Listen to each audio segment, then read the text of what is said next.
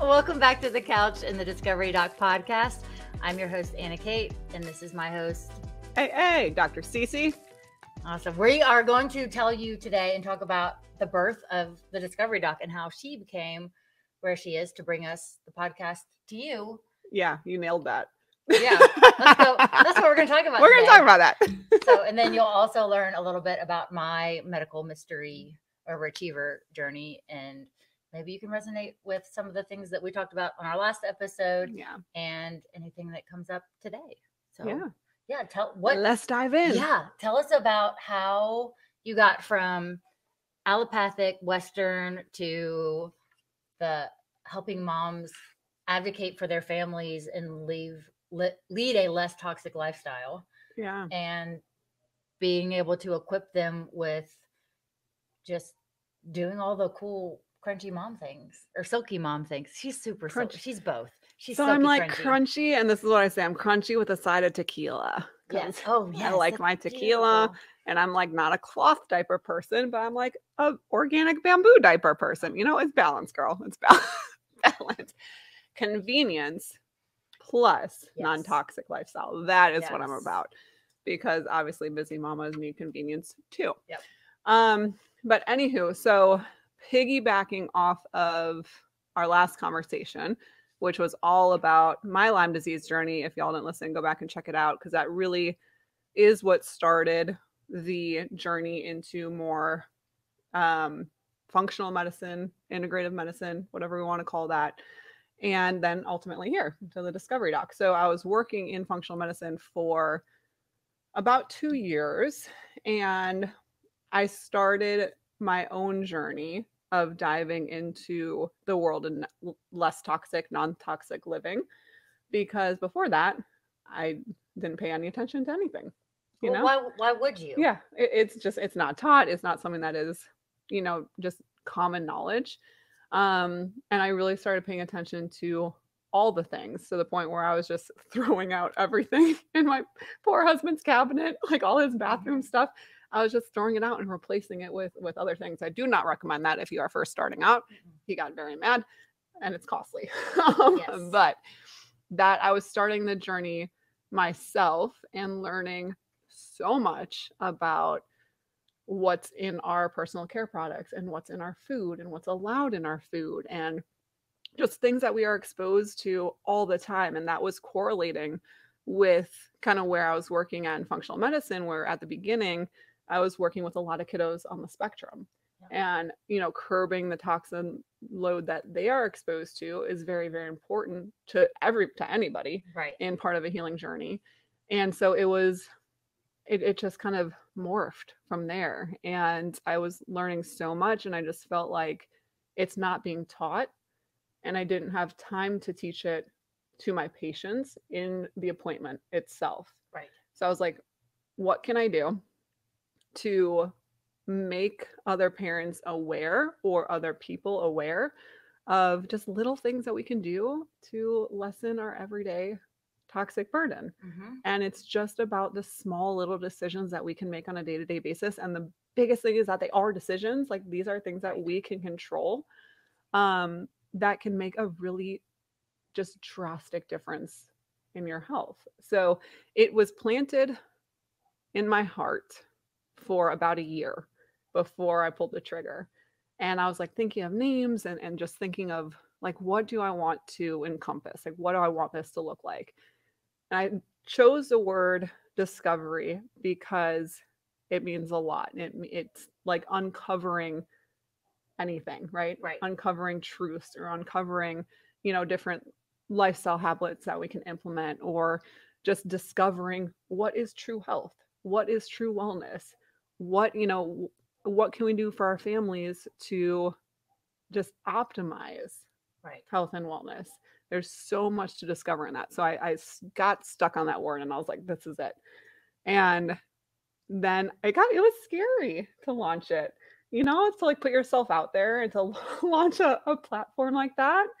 Well, you wouldn't know it from looking at her and following her on TikTok and Instagram. And it was scary for me, because I'm not like, my personal Instagram is private. I'm not someone that's just I don't know. I Yeah. never put emphasis in trying to like grow a following or something like that. So I didn't think about that, but it is scary. Like people, you get judged on social media. And yeah, so I had an awesome branding woman help me. Her name is Kelly. Shout out to you, Kelly Ray, who I met with. I just instantly connected with her. And she sat down with me. I mean, I didn't even know how to like use apps that can post things. You know, you put it in a scheduler and Those it posts. planners. Yeah. Yes, I didn't even know how to work that and or design a website or do anything. And I worked with her for the first 2 years really, and she's who takes all my photos.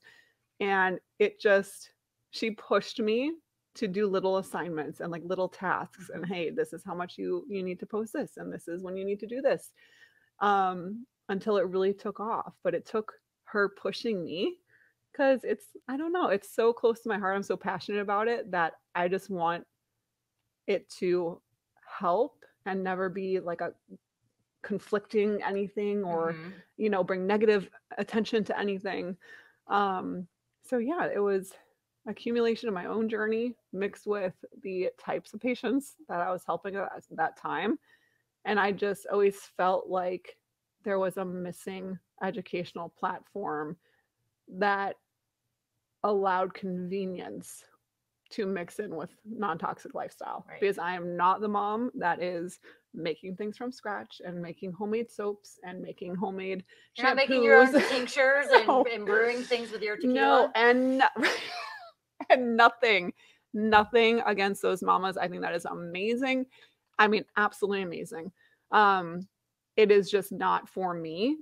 It's just not. And so I thought there was a hole that was like, okay, in a world of madness and so many things, how do we just choose better options?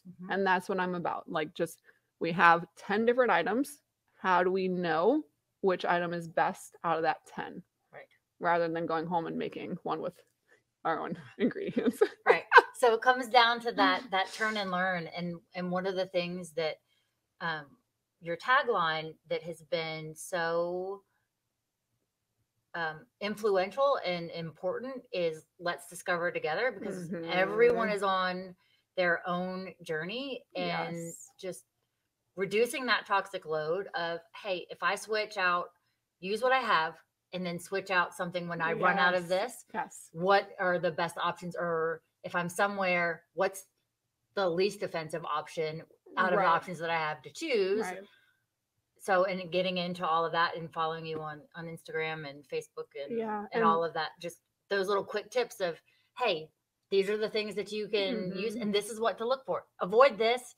If this is in it, it's okay to fix whatever issue has come up, but here's a better option. Exactly. And I always try to do that. I try to not, but again, there's a lot of room for negativity there. That's like, avoid this, and this, and everything is filled with garbage and they're trying to kill us. Like, there's so much of that where I don't ever want to be that. I want to educate on, hey, these are some chemicals that are allowed in our food, in our products, and whatever it is. Yes, I choose to avoid these. You might want to too. Here are solutions. Here are better options for you. I think the other cool part is in what you're saying about the let's discover together is that I'm super open. Like, I'm never like, hey, it's my way or the highway. Like, I know what's best. No, I'm just a mom who is trying to just share my knowledge and what I've learned over the years of being in practice, but also just in my personal journey.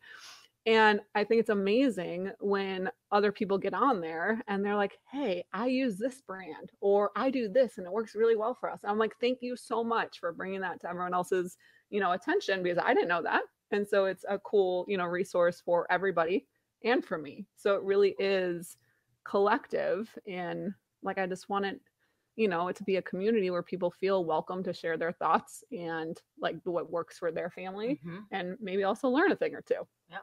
So discoverers out there, go ahead and follow the Discovery Doc on Instagram and TikTok. And we'll put all of the links in the show notes of where to follow her. And also, if you've got information and support that can help other mamas, like, it does take a village, it does take a tribe. So discoverers out there, just let us know what you run into as well. And I love when people, to that point, I love when people tell me or ask me about things that they want to learn about too, Yes. because it gives me a chance to research things, or if it's something I know off the top of my head, to educate on it. So I always love that input of like, hey, can you talk to me about this, or can you talk about this? And it just, like, I'm a nerd, so I love doing all the research that goes behind it to make sure that I'm coming up with a solution that is convenient, but also, appropriate in terms of the health and wellness kind of field. There are little spurts throughout the Discovery Doc that are more kind of holistic remedies and things like that, especially when it comes to like allergies and colds and coughs and, postpartum essentials or pregnancy essentials. So that's another big part of what I wanted to bring to the Discovery Doc. Was there are a lot of things that we don't know as people that are options out there. And a lot of that is within the holistic realm of, oh, hey, you have group B strep in pregnancy. You might not need that antibiotic. Here's what you can do instead, and ask your doctor to be retested, 2 weeks later or whatever. So I do try to incorporate that, and I actually want to more heavily do that moving forward. Obviously, I have my practice, so I can't have it interfere too much with what I do in practice, but I think there's so much information out there on just, oh, I didn't know that was an option, And you do a really good job of explaining why we need to put things into our lifestyle or remove things. So it's not so much of what we're putting in, but it's also what's not in our lifestyle that can be a benefit as well. Yeah. And understanding why is this a better alternative to take this supplement or to go this route or get this test rather than going and doing it the traditional allopathic way, or what are my options and why? And if I'm not getting answers, what else can I do? Right. So we will equip you with not only options, but also questions to go and ask your medical provider, and to find the medical provider that listens to your story and talks to you. Yes. That's so important. So important. And something that is, an added, and we will be working on this together, but the Discovery Doc is meant to empower people. And it's whether that is in living a more non-toxic lifestyle or holistic remedies. But at the end of the day, I want people to feel like they have the tools and the knowledge to proceed forward in life confidently when it comes to, their kids getting sick or them getting sick, or feeling like they know what questions to ask. And, instead of just having the blanket, everything looks good, statement, what are things that I can ask as a woman or as a mom that can help keep me healthy? Right. Or what are things that I should be looking for yearly? And not relying on someone else to tell you that stuff for you. Yeah. It's all about that self-empowerment and advocating for yourself and your family on your medical and lifestyle choices. Exactly. And just being the best of all the things. AKA keep listening, because there's a lot of cool stuff. Yeah, okay? we'll dive into a lot of deep things. And if you have questions, or if there's something that you want us to dive into, or say, hey, I ran into this, how do we navigate this, whatever this is, let us know. Yeah. And we'll drop all the details in the show notes of how you can get us those questions. And then I know I don't think I can tell you. What? I don't think I can tell you, because it's really exciting what she's got I'm nervous. planned. What's your thing? You're already. I'm like, what are you talking about? You're already down the road, but it's something for a way for you to teach mamas. Yes. But I can't tell you about it. So stick around. We'll let you know when that is available and launches, and we'll drop some things about that. We're gonna have some very cool resources and tools coming up to help support you and empower you and educate you on all things non-toxic and holistic, where you don't need me, you can go through it. Always need you, Dr. Susie. Always. But yes, we'll leave that little nugget Yeah. So right there. there's some things coming up There in the are some pipeline. things coming up, but obviously this podcast is also something very exciting that is developing, and we are developing on the Discovery Doc. And I am very honored to be sharing the couch. I was about to say the stage, but we are on a couch with Anna Kate over here. And our stories are similar to a point. So, again, going back to our previous podcast on my journey with Lyme disease, both Anna Kate and I have been on the side where we have struggled and continue to struggle in some aspects with chronic health issues. So I want to dive into all things Anna Kate so that y'all know who the heck you're listening to on this side of the couch. So yeah, where do we start with you and all of the, you know, medical mystery overachiever aspects of your life? Yes. So I'm honored and thankful to be on the couch as well. And that when you decided to do this project, because I inadvertently planted the podcast nugget. Oh my gosh, 7 years ago. Yeah. Yeah, So I was pregnant with Jada. It was like, she was like, this chick is crazy. And then about 2 years later, she called, hey, you want to do a podcast? Like, yes, yes, I do. I've been waiting. Yes. So, because I have such a curiosity for the natural way to do things, because I had to be my own advocate, because I knew what my body felt like, and I was in tuned enough to know that something was wrong. So Yeah. I was slightly older than you when my so all of my medical mysteries kind of started around 27, 28. Mm-hmm. And it was, you look fine, your numbers and your labs look okay, and you don't present like someone that is actually dying of feeling terrible and all the things. So were you healthy as a kid? I mean, I got strep throat when I traveled. I have a doctor in Savannah. When I grew up in Louisiana, and we went to, every time we go on a road trip, I get strep throat. Every time. Just about every time. Fascinating. I want to see your strep antibodies. Okay. Well, we'll pull all of those. So usually that happens when you're retaining them very high. But anyways, my point was, looking back before 27, 28, were there any little snippets that you were like, oh, there was something underlying happening?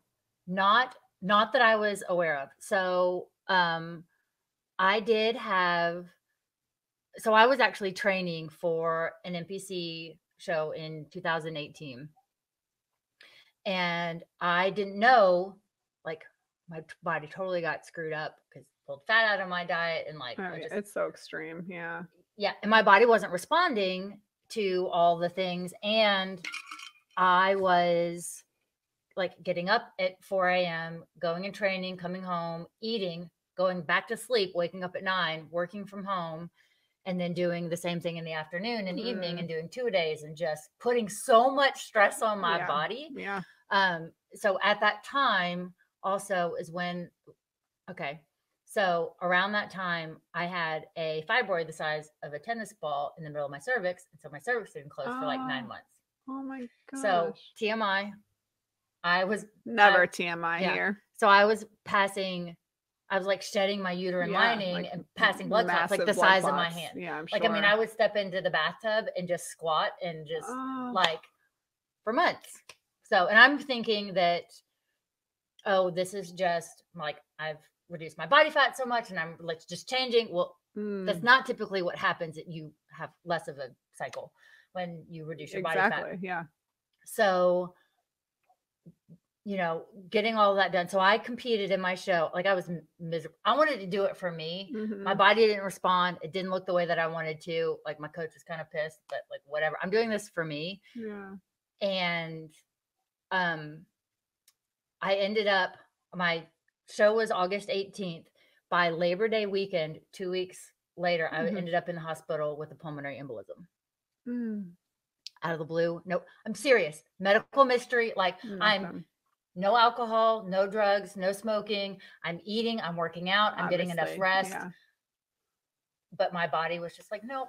So I remember that we had planned to go, this must have been the year before. So there had to have been something going on. But I remember we flew to Europe and I was hurting so bad and hemorrhaging so bad from this fibroid. So at this point, did you know that you had the fibroid? No, Okay. I think this was still previous. So this is before my show. Like this was a couple of Okay. months before my show.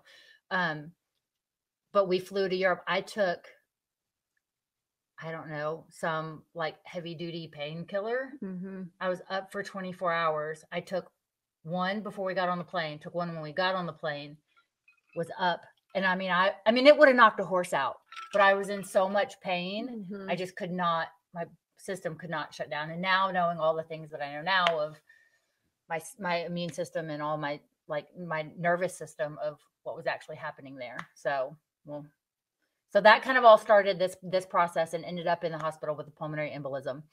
Put me on, they said, you're anemic. I'm like, well, no. Yeah, I've been pumping out blood clots for the past like couple 9 months. Yeah. So, and they did, so I had this PE, they did an ultrasound or a CT for that, got me on blood thinners. And then they had to do a, ultrasound. Well, they had to put me like upside down. And I'm like, this is not comfortable. Can you please hurry up? Because I'm having all this pressure and like all this weird stuff in my body trying to connect with that. So the doctor comes in.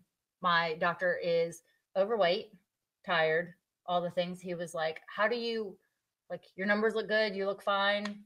Like, I need to be asking you for health tips. I'm like, I'm the one in the hospital bed. Right. Like something is wrong. Something is wrong here. Let's think about this. So fast forward to being anemic and being severely low on blood. They gave me 5 bags. Oh my God. 5 bags of blood. So this is where I think that I was introduced. Fascinating. Okay, because my question to you would have been, and again, this is what I look at in patients is, okay, what is this patient's trigger? Because so many things can lay dormant and then activate in times of stress, right? It can be a surgery, it can be an illness, it can be, for me, a vaccine, it can be just a major major stressor to you physically or mentally. So you had just gone through a really big stressful event on your body in terms of competing. So, but you feel that wasn't necessarily your trigger. You feel like the blood transfusion was. Because they don't screen they don't donated blood for born illnesses. Yeah. So I think that's also why I not only got the Lyme disease, but I had 18 co-infections. How do you get 18 co-infections? Yeah. Like it's almost, I mean, you'd have to get bit by a ton of ticks and and who knows? It could have been a spider bite. It could have been mosquitoes or who knows? But until that happened, and I had pain in my shoulder because I went back to training. So I competed. I took a couple of days off and then I went back to training, and I thought, because I had just done back and shoulders, and I felt a little pinch right there. And like my family's out of town, my friends are out of town. Like I called my friend that's there was a firefighter that lived close to me. I said, please tell me you're not on shift. He was on shift. And so I had to call and get an ambulance to come pick me up. That was a fun ride. And they were like, I said, I just can't breathe. They were like, do you have chest pain? I said, no, but I can't breathe. I don't have chest pain. It hurts back here. So they got me in. And so that's when they found the PE. That's when they found the PE. Okay. So then you got the 5 bags of blood. Yep. 5 days in the hospital, 5 bags of blood. Wow. And how were you feeling at that point? Well, like you, I hit it very, very well. High spirits. Just as positive as I can be. I think the most frustrated I got because I wanted to take a shower and wash my hair, and I couldn't. So I'm hooked. I've got all this stuff. Okay, so then once you were discharged, did you feel like physically you recovered from the event? Like some of my patients will have this big episode where we'll feel like obviously in that moment it stinks and everything around it stinks, but then you do feel, hey, okay, I feel better. I'm recovered. I feel good. And then other patients will be like, no, it just spiraled from there. Immediately after, it was fine. And then I went to see the hematologist because I did for a follow-up because I did have the blood clot. Well, he did tests. And then he was like, you have APS. Didn't tell me what APS was. So Nothing with, he's like, hey, we're going to put you on warfarin. And for those who don't know, can you tell them what APS is? Yes. So well, I mean, like you listening, it was just APS. Here's medication. Go like do your thing. That's So about did the you have to information go home and Google this? Well, I was 28. Yeah. Had no idea. I mean, I was still young enough that I didn't really. I knew I didn't want to be on blood thinners. Yeah. For whatever reason in my brain, I was like, this is not a good thing for me at that point. So I don't even know what APS is. So APS is antiphospholipid syndrome, which I have clotting issues with my blood. Doesn't mean anything to me because they didn't tell me what, hey, this is what you have. These are the consequences. You have to be on blood thinners the rest of your life. So about a year and a half after that, I went off blood thinners. That was your choice? That was my choice. Okay. So cold turkey. Like I weaned off of it. Okay. So, and then kind of all the other symptoms started with the joint pain. And then I went to a rheumatologist. He was like, you have lupus, go home. Here's steroids, go home. At that point, he just looked at your ANA, had a positive ANA, anti-nuclear antibodies. They basically tell us if anything, not anything, but if some things autoimmune are going on, one of which is lupus. So you had a positive titer there. He said, hey, that's what's going on. That's why you're in so much pain. Gave you steroids. Yep. Sent me home. Sent you on the way. Okay. Like I think I was in his office 5 minutes. Probably not. Yeah. Did you take the steroids? No. Okay. No. I was like, this is not. So she sounds like all my patients. For a long time, I declined. Yes. I'm not.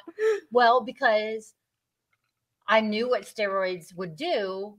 Like short term, I'm okay with them. They could help. Yes. For long term, I was like, this is not. The issue I have with steroids is, and sometimes it's needed. Please do not take that anyway. That steroids are needed and they can be life-saving. However, when you're dealing with chronic symptoms, my issue is that a steroid, if we think about this like as logically as we can, a steroid is given to suppress an immune response, right?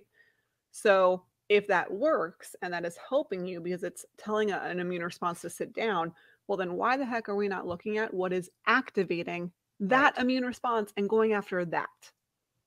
That's my tidbit. That's my 2 cents. Please keep going. Why put a Band-Aid on something that you can fix? Yeah. So declined the steroids. Yep. And so then I went on the journey to find, I was like, I don't have lupus. I don't have a rash. I have like rheumatoid symptoms, but I was like, I looked up lupus. I didn't have it. So typically you didn't have the typical symptoms. Symptoms. And so I think that, so there's a list of like 13 things that if you have these symptoms, you have lupus. And I think that that's all that this doctor would go by. He's like, yeah, you got 5 of these 13 or whatever. I was like, that's dumb. So my mom calls me, maybe he'll listen to this. Yeah, a little bulldog for figuring out, like, I knew my body well enough to know when I was putting in something that it just did not sit right. Yeah. So fast forward to maybe a year later, several other doctors couldn't figure out what was wrong with me. I was like, it's not. So symptoms still the same: joint pain, fatigue, just being tired, all of the things.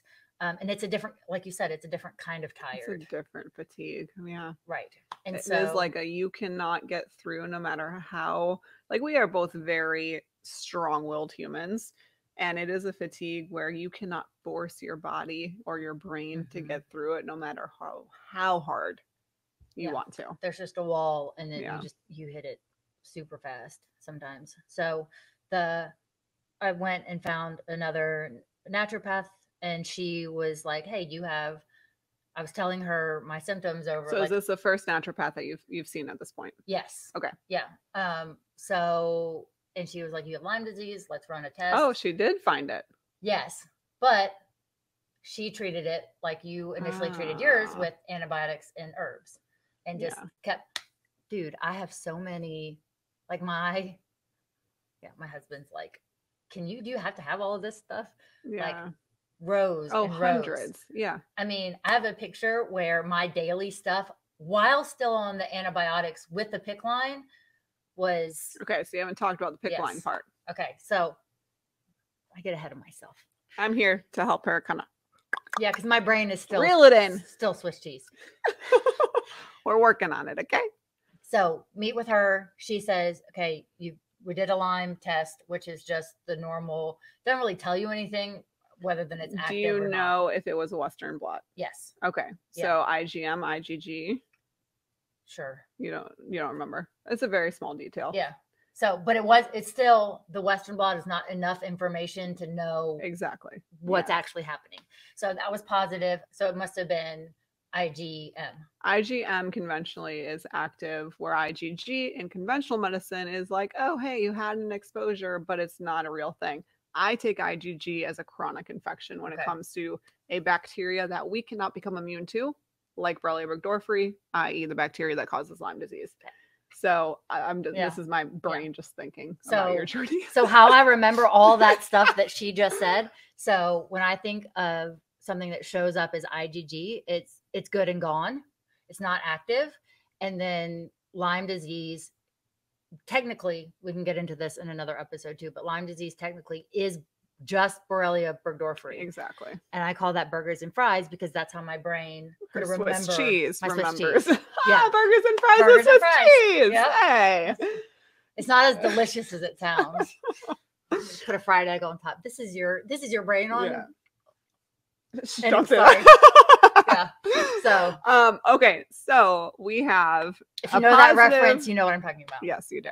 We have a positive Lyme test. You're working with a naturopathic doctor, and she put you on oral antibiotics for a very long time. Yes. So I timed out of the first one because it quit doing stuff, and we switched to another oral, and then my digestive system and gut, of course, destroyed. And then she's putting me on all these other things to fix my gut, which you can't. They don't. So in that time, did you have a second Lyme test? And I had several, but it was just Western blot. After the antibiotics? Yes. Okay. So again, like you said, they go through that that up and down. So they will go and hide and you can't see them. Yeah. Antibodies lie. That's the thing. And I don't only utilize a Western blot in practice because our antibodies do lie. Right. They can be suppressed, whether that's our own immune system. That's just like, whoa, I don't have enough soldiers here. I cannot attack this thing right now. I'm not paying attention to it right now. Or because we're taking a whole bunch of antibiotics, that's going to suppress that antibody response.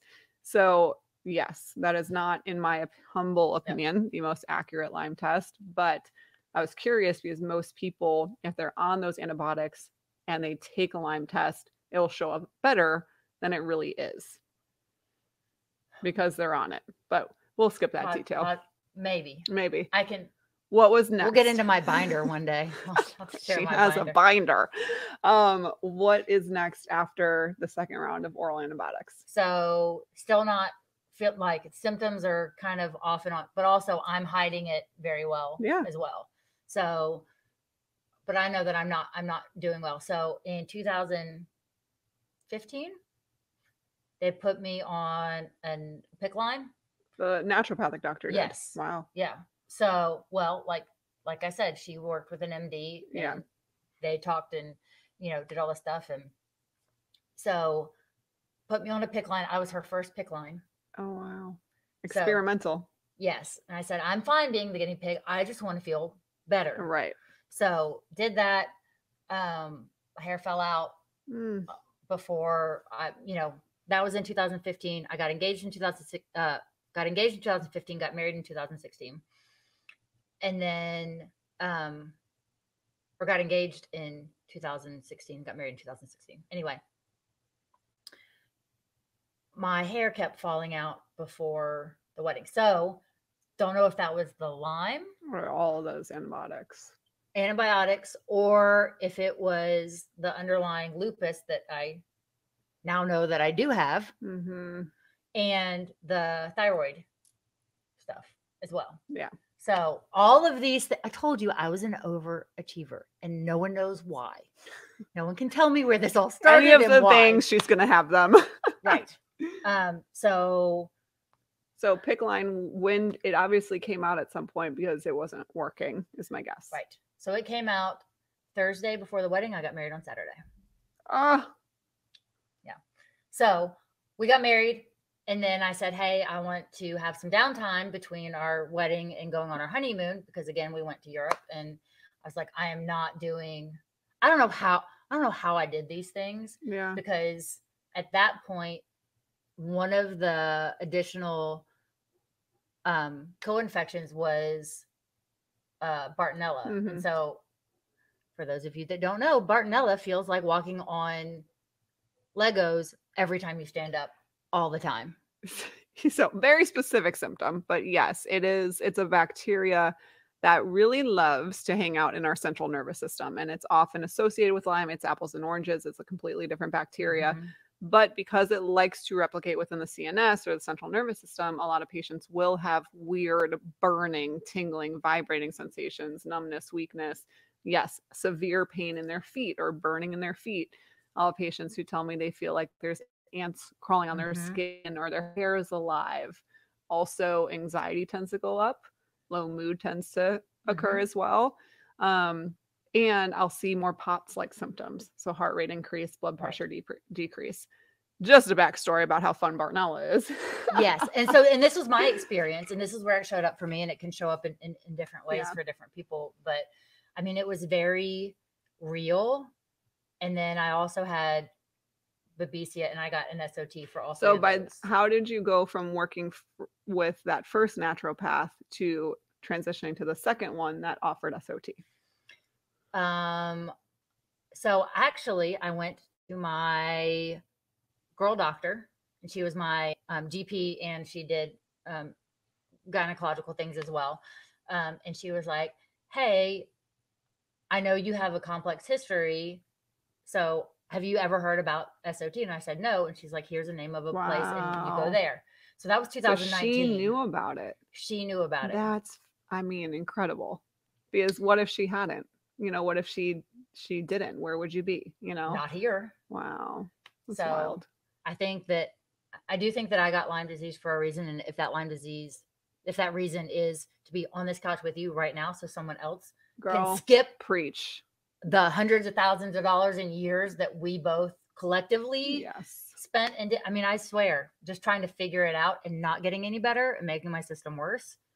That's how I totally feel about being a practitioner. I'm like, I look through my whole journey and I'm just like, it led me here to this moment in time to be an advocate for my own patients, but then for people I don't know. Right. Because if I can save them like just a little bit of what I went through, holy moly. Yeah. There's no reason to go around your hand to get to your thumb. Just go to your thumb. Go around your hand to get. Yeah. So if you start here, Uh-huh.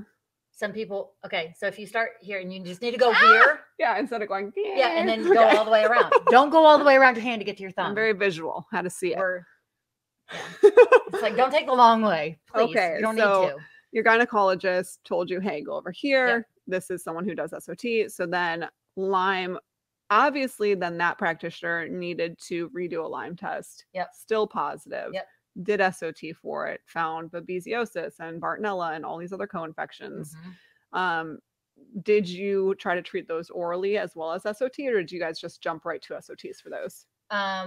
We did a combination of both, because my goal, and this practitioner, the one that we both know, listened and asked questions and did the, like, I always think of him as that guy that, you ever watch The Librarians, and she's like a synesthete, and she takes her brain and she goes like this, and she puts like all the math and all the things and like figures it all, like a little madman. Yeah. So figures it all out. Yeah. So, and that's what I felt and made the most progress since 2019. Yes. Yeah. So, and now kind of at the place where turning that off and getting that done. And then I think I did an infusion to fix my brain, that really long infusion. Yeah. NAD. Yeah, because that was important to get my brain back working. Like, it worked, it didn't come out. That disconnected. In case you missed it last time, Yes. we're talking about how our brains can be disconnected from our body. And we mentioned SOT a couple times now, but for anyone who didn't listen to the previous one, SOT is essentially antisense therapy. So it is made specifically for a bacteria, or in Babesia's case, Babesia is a bloodborne parasite. And it tells these bacteria, viruses, parasites, whatever they are, to turn off from the inside out. So that is what we are referring to when we say SOT for Lyme, or the bacteria that causes Lyme, as well as some of these other co-infections. supportive. She's going to try again, y'all. She tried this last time and it didn't work so well. No, I don't think it's going to work this time either. Go ahead. Wait, can I read it? No, that's Oh, cheating. dang it. Supportive. Got that word. You did get that word. Oligonucleotide. What? I can't even say it. I always want to say like nucleic acid. Right. And that's not it. No, it's not. So therapy. See? Yes, we got it together. We just Look, when your brain is Swiss cheese, that I can actually say SOT and remember that, I'm feeling good there. So got in with him, got starting to do the restorative therapies as well, made great progress. And then that kind of wrapped up and started feeling better about that, and just make sure I'm resting, doing sauna, doing detox modality is yeah. But then again, it's like, how far do you go down that rabbit hole with all of those therapies? And like my body knows how to heal itself. Yeah, I really do believe that, but it needs support because I'm over here putting crap in it and doing all these extra things that put a toxic load on my body that I don't actually need, you know, and not sleeping and not, you know, all of the things. So fast forward to November of 2022. Ended up back in wait, that's only like last year, 10 months ago. I don't know. Did I do that math right? I don't know. 9 months ago. Last November. Halloween? Yeah, November. So I end up in the ER with a DVT. Huh. So this ties it all back into the. So this whole time you were off your blood thinners. So. Yes. Wow. Okay. So go to the ER. I felt like I had a Charlie horse for a while, and it just wouldn't go away. And then one night, obviously it happens at night always, and on the weekends. And I was like, "Hey, honey, we need to go because something's not right. I want to just make sure that it's not a blood clot, that I don't have anything else going on, because I don't want to risk having I know what a PE feels like. There's nothing in my chest." So did that, had an ultrasound. They're like, "Yes, you have a DVT. Here's," they put me on Eliquis, and you can't treat blood thinner. You can't treat blood clots with Eliquis. Just FYI, you have to do something else. So they did that. And they also did a CT with contrast. I'm allergic to iodine. Did you know that before this? Nope. Oh. If I did, I forgot. Swiss cheese brain. So wake up the next morning after going to the ER all night. They didn't admit me. I was in the hallway, wasn't even in a room. Like, it was just a mess. Woke up the next day in hives. Oh. Yeah, so that was fun. And I'm itchy. I'm taking, all the Benadryl. Yep. Fexofenadine or whatever. Like, had to do something a little stronger than Benadryl because, and like, I know that I have these options, but I just was miserable. Yeah. Anyway, set up with the hematologist, and she pulled my, it's the same one that I had, same office, same network, but a different one, because since I'm now up here. So she looked at it and she was like, "Yeah, you have APS." And I'm like, "Well, I know that." Yeah. Okay, but what is that? Like, what does that mean? She's like, "Well, your clotting factor is higher. You have a higher chance of miscarriage," which was with the Lyme thing. I didn't know if we wanted to do that, or if my body can handle, with all my medical mysteries, I don't know if my body can handle pregnancy, getting pregnant, keeping a pregnancy, and like, so that's a whole nother thing that we'll talk about one day. But just one of the things, and she was like, "Yeah, you have to be on this for the rest of your life. You have to do this." Because my D-dimer is high, which is another reason my clotting factor is higher. I can't do that. I don't know if I can do any vaccine because of they have clotting factors in them. So, which I knew that part. So, and just kind of going through the gauntlet of things. And also I have to see an endocrinologist, which I have an upcoming appointment with because my thyroid is acting weird. Wonky. Again. Yeah. And I got a nodule because they did a an ultrasound on that, and so I'll get you all of my tests, and you can. Great. Yeah. See, she's not even look. I have to deal with it, and she doesn't even want to read the paperwork. No, but I mean that led us to kind of where we are today. I'm in the middle. I'm in the middle of it, and I have lupus, which has shown up, and I want to find the paperwork where they did my ANA.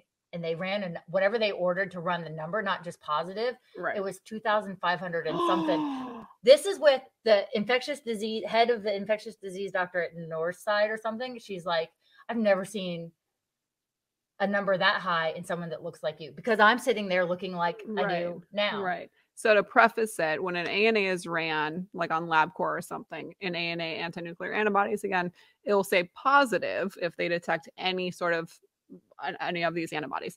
When it's positive, they'll do something called a reflex. And that reflex shows us if there are specific protein markers for specific diseases like lupus. Mm-hmm. So the normal ratio is, I mean, it's under 1. It's very, very low. So to have a titer 2,500. I want to find that again. It's in one of my binders. I mean, the ratio of most, I will see most of my patients, it's maybe 1 to 20, 1 to 40 highest. So this was wild. She ran that test before I met with the naturopath that does the SOT. So she was like, yeah, you don't have any, I can't find any. And she's the head infectious disease doctor, and she can't find anything wrong with me. Outside of those antibodies being positive. Yeah.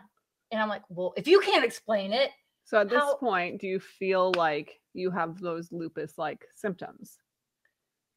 No, because I had Lyme at that point. Yeah. And that was all covered up. And the things that I'm doing now to help the lupus, I was doing in conjunction with the Lyme. So it never helped.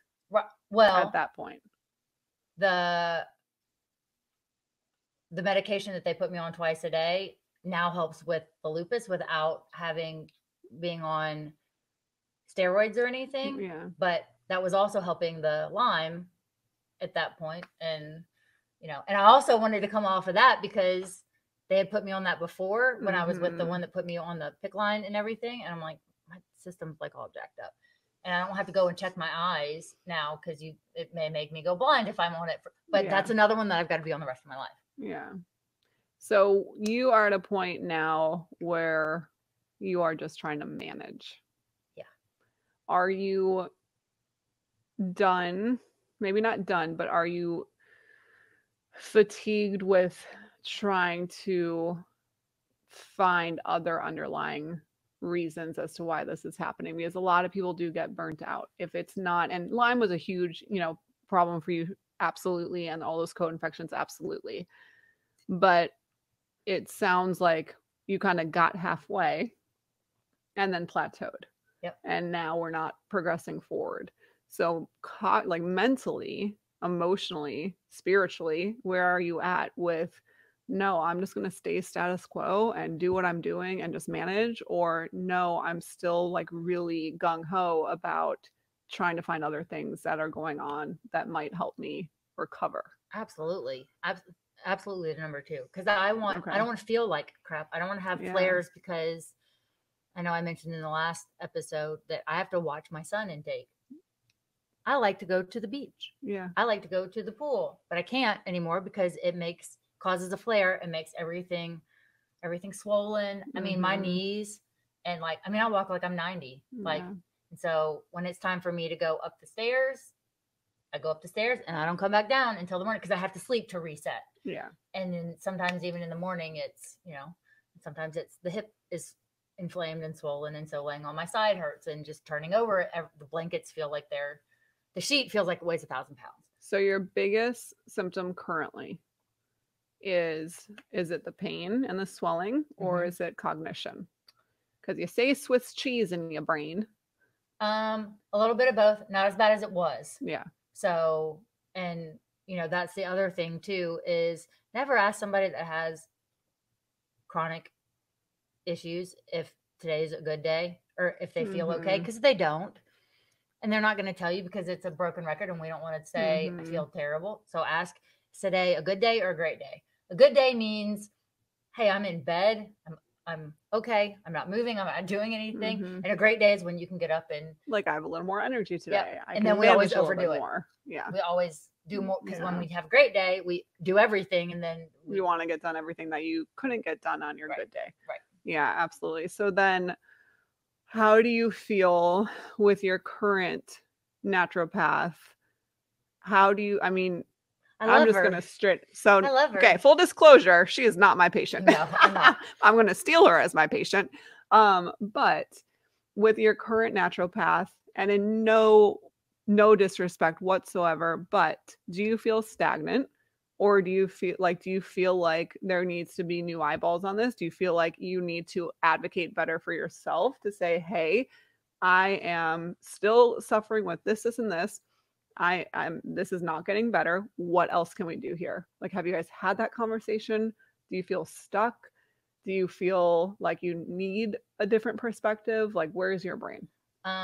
I feel like I do need a different perspective. One, because I'm going to get into your office and become a patient. Hey! So shout out Discovery Wellness Group. Yep. So and also because our paths do converge in such a way, and with trying to determine if we want to have a baby and get pregnant and do all of that thing, I think that that's where you and I would connect differently on that aspect, and because I'll need specialists.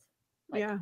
I love when they ask, "Who's your primary care provider?" And I'm like, "I don't know. I see specialists. I have 8. Which one? Take a pick. Just who referred? Yeah. So, for me at this point, it's getting the nodule on my thyroid checked out and ultrasound and figuring out what's going on there. It's like acutely right now, what's going on, what's happening, how can we move forward? So getting that information, I know what to do with the hematologist. I see her in 3 months. The rheumatologist is like, hey, you're doing well on the medications that we have you on. I don't want to put you on steroids. And I had a great conversation with her too of I'd rather not be on steroids if I don't have to. Right. If I have to, that's one thing. But if I don't have to, please don't put me on them. Let's find other options. And so she was very, very well aware and listened to that. And so I'm sure that there are other things that you and I can talk about. Yeah. But for me, it's the support. And I think I've timed out with the other doctor and I would have to go back and be a new patient. And so if I'm going to be a new patient, oh, really? I'm going to be your new patient. Okay. Well, there we go. I think that it is so important. And again, I tell my own patients this because I'm very transparent. I'm very straightforward. You have to cherry pick. When you are sick chronically, you have to cherry pick and you have to take the best of what anybody can provide for you. Mm-hmm. And I will say that to my patients. I'm like, even if it's not me, I'm not talking about me here. I'm talking about any other providers out there where you take what you can from them. They are part of your journey and they're an integral part of your journey, but then you need to cherry pick from someone else too. And it often takes multiple people to get you to a point where you feel either more healed or on your way to being, a little bit more healed than before or a little more well or whatever it is. So I hope that you do that too. And we're not like, it makes me sad for patients when they feel like they're just stagnant and not progressing and just like going through the day to day of like, well, yeah, I have my 8 specialists and I see them every 3 months and I see this one once a year and, things are just status quo and this is just how I feel. Yeah. And I just want that feeling to go from, oh, this is just life and how it is for me to better great days, more great days, more closer together. And just very slowly, like step by step, one by one, moving in that direction. So I just hope that we can do that for you. And whether that's me or 100 other people, I don't know. Right. Yeah. Doesn't matter. 100 other people, where are you? No. Yes. But Call us. I think the thing as well is that, I mean, and obviously I would go into more detail sitting in your office and going into all of that, but you can look at things from a 10,000 foot view and then dive down where we need to. Like if everything else is okay, this is where we're at, this is working. But also I've been in so much pain for so long that being at status quo, I don't stay here long. Yeah. So being at that place where, like I know my triggers and my flares of if I stay up too late or have like, dude, I'm in bed at like 8:30. Girl, me too. Like if I'm not laying in, I don't have to go to Because I'm a sleep. grandma. Yeah, but if I'm not Yeah. horizontal, or if I don't get a nap, like it's a stressor on You my know you're body. gonna Like at flare. 10:30, like I Yeah. can't walk up the stairs. Yeah. Like Yeah. I don't want to live like that, but I also know how to manage it. Right. And then I'm not so sensitive to dietary things anymore. I still try to eat without those things put in my body, but like if I want to have What are those things gluten for you? Yeah. Yeah. So, but I can have stuff rare, but then it's also the other things that are attached to that. So, and Yeah. I don't think it's the protein itself, because when I go to Europe, I can have all the pasta and all the Let's things. talk about this for a second. I have patients who are celiac, right? Full-blown diagnosed celiac, and in the United States cannot have anything contaminated with gluten. I mean, they have to have people at restaurants, like more fast food restaurants who are preparing meals, change their gloves before they can, prepare that Mhm. person's food. And then they go to the hillside of Italy and can have an entire freaking pizza. Yep. And it's because of how we process gluten in this country. It is so autoimmune provoking. Mhm. The literature behind it in provoking things like Hashimoto's. I mean, for me personally, when I was first diagnosed with Hashimoto's, my antibodies were over 800, unquantifiable. LabCorp stops at 800. It could have been 10,000. I don't know. It could have been 801, but just greater than 800. I cut out gluten and it brought it all the way down, still high, but brought it all the way down to 125 because of how autoimmune provoking it is here with the glyphosate, with the additives that are used, with how it's processed. All that to say, we all just import our gluten from Italy. Yes.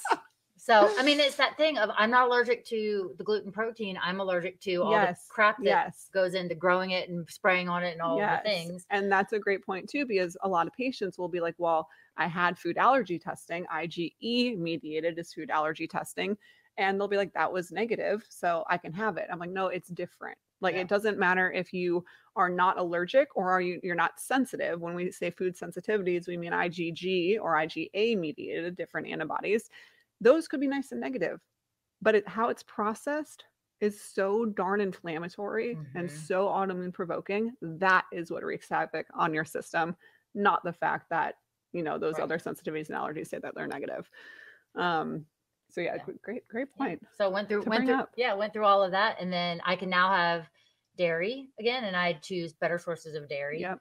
Like having for the longest time I couldn't look at a cheese commercial without like things hurt. I mean, my hands are swollen today just from who knows? The stress of talking to me. No. But again, I didn't sleep last night because I was excited about today. Yeah. And that all kind of culminates and and so I have a question. I have an answer. We've talked a lot about the physical aspect, but I think the mental, emotional, spiritual aspect is what people can also really connect with. So how has that changed over time? I know for me personally, early on when I was struggling, it was, and again, we're very similar in the sense that like just lively and bubbly and, whatever.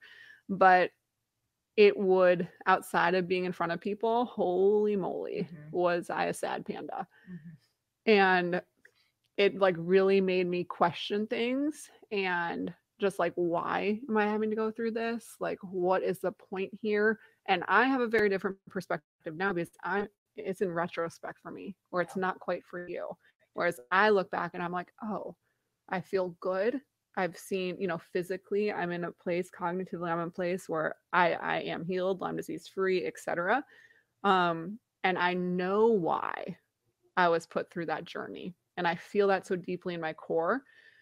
For you, you're in a little bit different of a space where you're still in the thick of it. Parts are better, but then other parts are just the same. So talk to me through how spiritually, emotionally things have changed from 27, 28 until now. So it was a big journey. And I have a deep relationship with my Heavenly Father. Like there are days that, he says that, we're on his right-hand side, like right-hand side of God. So there will be days that I will put my left hand up in the air and say, Daddy, I can't do it. Like there were lots of I still have days like that, but not so much where the physical toll was just like, I can't do this. Yeah. So there was a time where I got really sick about the time the world shut down. I took a nosedive and I moved into a room at my parents', and I didn't come out for I slept for a year. So, I mean, it was bad. And my parents, they did all that they could, but they couldn't, they can't help you. They can't help your body get better as fast as you would like it to. Right. So, and it was just, and we were remodeling our house, and there was mold in our house. So I had all of that. So that's the reason that I was at my parents', is because it was impacting you crazy. And I would go and I would say, he's like, Mark said, every house has mold. I said, no, there's black mold here. Yeah. Under the carpet. So we don't have carpet in our house anymore. We have rugs, but we don't have carpet. Yeah. And then he pulled some things off of the wall that were like built-ins, and there was just black mold. And I said, I just couldn't. I mean, the brain fog with that, and all on top of all the other fatigue and all the other symptoms. Just to tap into that for a second, in case people don't know how much that can impact your immune system. So yeah, mold is common in nature, right? There is a certain level of mold that we're all exposed to. Black mold is not something when it overgrows like that, and mold is very, very opportunistic. So environmentally, it just takes holds and runs rampant when it's given the opportunity to. I have patients who have literally gone through psychosis because of mold toxicity. I have patients whose white blood cells have been 1.5, 2.5, and CD57 counts have been down, immunoglobulins have been down. All that's immune function because of exposure to mold. There can be a family where dad is perfectly healthy, all exposed to the same mold. Dad is perfectly healthy. Mom has abnormal periods, extreme fatigue, weight gain, unexplained weight gain, joint pain, and then a child who is allergic to everything. Breaks out in hives and, unexplainable. And then another child who just gets colds, every once in a while. Yeah. It can impact our immune systems so differently, even when we share genetics. So back to that. So you had mold living in your mom and dad's basement because you were renovating and getting all that out. Yeah.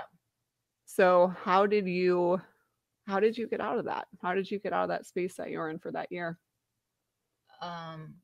Lots of prayer, lots of time, and just, thank God for my parents, because my mom could see, I don't know how she did it, but she could see kind of inside to my brain. So when I would start to get overwhelmed, she'd just be like, okay, just go. Just, I know you've got it up here, and I know that you're trying, but I would get frustrated like a toddler that cannot talk or communicate in a way that, and I'm a grown woman and I cannot communicate. And so she saw that. And I think that if I had not been able to be in their guest house and be have them take care of me and all that, and the world was shut down, so I couldn't go anywhere anyway. Right. What could you do? Right. And I was also they were like, you don't need to be going out. And I said, I'm the one that's on the most immune stuff, so I should be the only one that goes out. Right. I should be the strongest here. But there was a time that, it was so bad that I had to wear dark sunglasses and noise canceling headphones to go to the grocery store. And I could not drive there. Sensory overload. Yes. And I just and there wasn't anything, and then I'd come home, there wasn't anything I could do to get through that but I would come home and get on my infrared mat and I lived on it. And, I don't know if you can detox too much on an infrared mat, but I don't think on an infrared mat. No, I think that's a very, very gentle form of detox. But I kind of lived on that because I would get cold. And and Raynaud's. So another thing, my hands will turn. And then that will make your joints hurt more. Yeah. So. And then I also have Dupuytren's. See, I told you I was an overachiever. So Dupuytren's is this Viking disease where this tendon starts to. Yeah, it's like trigger finger almost, and it tightens up, and then you're just stuck like a little fish hook. Yep, and this tendon hooks out. Have you had that released? Out. Do you get it released? No. Can you do that? No, girl. I like dry needling. Oh. Yeah. No, usually I just rub it out and then put my hands flat Like if you do dry needling with a little PRP at the joint, it can help it. I need to come into your office. No, I mean, it happens, it's just one of those things that it's like, okay, is this a lot of what's happening because of the other things that I've had, and they just kind of cascade? And it's also like, okay, the house is on fire. Do I blow out the candle, or do I remove the oxygen source that's feeding the fire? Like, so. Yeah, that was a great metaphor. So currently then, where are we at emotionally, mentally? Much better. There's still days that I just have to shut down and just need a brain break and take a nap. And luckily I work from home, so I can go and take a nap if I need to. I've got great business partners that understand when I need rest. Mm-hmm. And then if I don't get my rest, I can't step in and provide the vision and guidance that I'm designed to. Mm-hmm.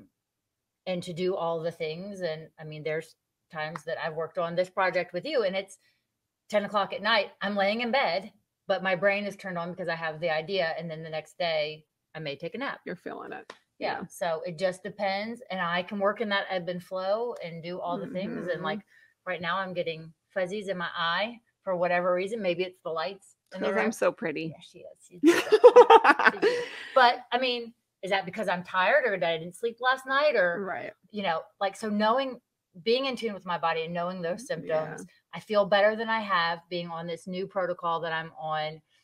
Mark's noticed a difference. Her hubby. My husband, and how I feel and how I'm behaving. But still, it's like, I think I told you before that he was like, you just need to work out and get your ligaments worked out, and then you won't have so much inflammation in your knees and your ankles. And I'm like, but that's not how that works. Yeah, because I know for me personally, when I had the most joint pain, I was the most fit. Like I was doing CrossFit, I was doing competitions. I mean, I was in really good shape, and my joints hurt the most at that point in my journey. Yeah. And underuse is a thing where our joints will become painful if we don't use them, right? If we're sitting all day and we're not using them. But that's when you've dealt with chronic joint pain or muscle pain, the difference. Yeah. It's a very different feeling than how you feel when you have that stiffness, achiness, just stuckness. That's a word. Right. It's very different. So wrapping up a little bit, if you could go back to your younger self and give a piece of advice, or maybe someone who's listening who is starting out a journey, what would you tell her or him or them? I would say, don't remove fats from your diet, because that messes with your brain. So don't do that. Give yourself enough time. If you want to go and compete and put your body through those stressors, take a little more time. Have a great functional medicine doctor that's in your back pocket, that when these weird things pop up, that you can go and say, hey, this is what's going on. Because I think at that time I didn't know to ask the questions. Right. And the doctors that I went to weren't the kind of doctors that could have figured it out. Right. Not that they weren't smart. They just know what they know. Exactly. Someone else who might help you navigate a little bit more outside of the box. Yes. Yeah. And just ask better questions. And I think that that's something that, especially in this platform and arena, that we can help them do and ask better questions. Yeah. For sure. But like, I don't know where, still, again, it's a mystery. I still don't know where it came from. Yeah. Maybe one day we'll be able to figure it out together. We discover together. Let's discover together. Yeah. All right, y'all. Well, thank you so much for joining us today. On our next episode, I would like to dive more into my pregnancies and the journeys, and how my chronic illness impacted those pregnancies, and how it's kind of led me to practice medicine a certain way, especially when it comes to taking care of my newborns and my child visits. Yep. So I'm excited to dive into that. Y'all stay tuned, and we'll see you later. Yep. Let's discover it together. It's this for me. I don't know if I can do that.